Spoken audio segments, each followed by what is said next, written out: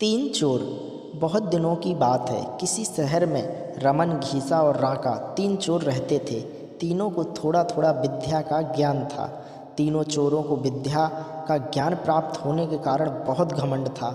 विद्या द्वारा तीनों चोर शहर में बड़े बड़े लोहे की तिजोरियों को तोड़ देते थे और बैंक को लूट लिया करते थे। इस तरह तीनों चोरों ने शहर के लोगों की नाक में दम कर रखा था।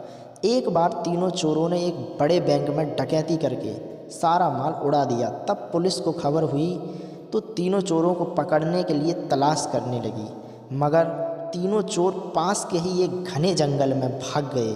तीनों चोरों ने देखा कि जंगल में बहुत सी हड्डियां बिखरी पड़ी हैं। रमन ने अनुमान लगाकर कहा, ये तो किसी शेर की हड्डियां हैं।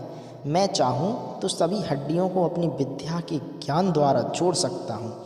घीसा को भी विद्या का घमंड था, सो वह बोला, अगर ये शेर की हड्डियां हैं तो मैं इनको अपनी विद्या द्वारा शेर की खाल तैयार करके उसमें डाल सकता हूँ। रमन और घीसा की बात सुनकर राका को भी घमंड उमड़ पड़ा और उसने कहा, तुम दोनों इतना काम कर सकते हो तो मैं अपनी विद्या द्वारा इसमें प्राण डाल सकता हूँ।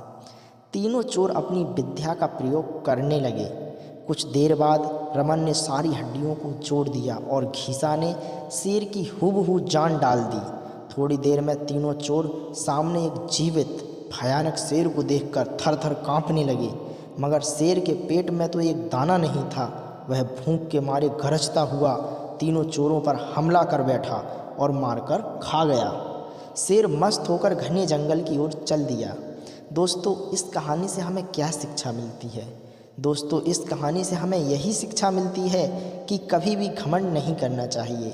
घमंडी को हमेशा दुख का सामना करना पड़ता है। यदि तीनों चोर अपनी विद्या का घमंड ना करते तो उन्हें अपनी जान से हाथ ना धोने पड़ते। हमें अपनी विद्या का प्रयोग सोच समझ कर करना चाहिए। दोस्तों, छोटी सी कहानी अगर पसंद आई हो तो प्लीज़ चैनल को सब्सक्राइब करें, लाइक करें, शेयर करें।